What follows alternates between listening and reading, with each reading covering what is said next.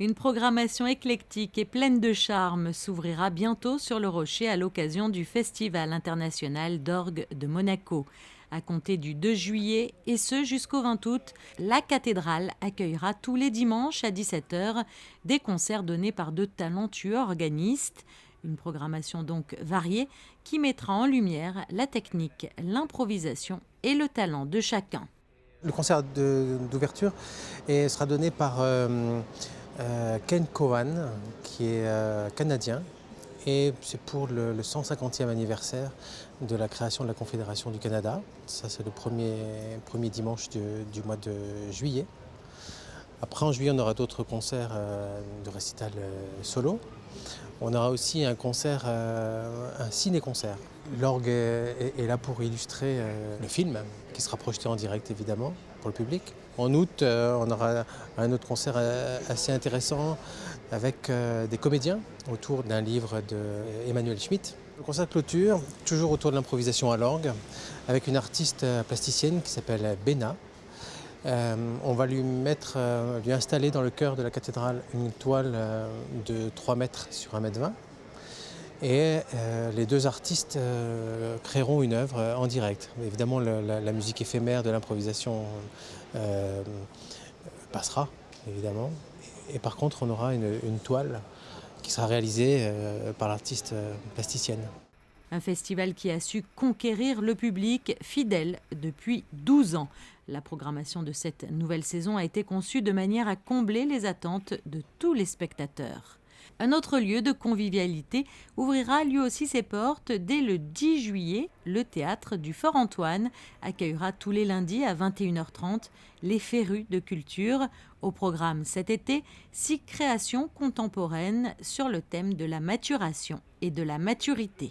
La maturité, un petit peu cette période où l'organisme, l'être devient, on va dire, un moment à maturité, souvent la période de l'adolescence, etc. Et puis la maturation, c'est plutôt le processus de peut-être à plus long terme, peut-être d'une vie entière. Et en partant de ça, ça m'a permis un petit peu de fabriquer, on va dire, de préparer un programme où l'on puisse incorporer, on va dire, de jeunes compagnies par exemple, et qui traitait des choses sur l'adolescence, etc., jusqu'à une compagnie qui va traiter plutôt on va dire, la période de la vieillesse ou la fin de vie. Et puis alors de jeunes compagnies, mais également des compagnies célèbres. Il va y avoir une pièce, le radeau de la Méduse. Oui, cette pièce a été créée au Festival d'Avignon l'année dernière, créée par le metteur en scène Thomas Joly, donc de Greg Kaiser. Évidemment, cette pièce est un moment important pour nous. D'abord, techniquement, c'est aussi assez lourd, puisque c'est une compagnie qui arrive avec quand même 20-22 personnes. Donc il y a aussi toute cette partie-là, humaine, et puis la partie de préparation du spectacle qui va se jouer en extérieur. C'est un événement aussi avec une scénographie assez intéressante.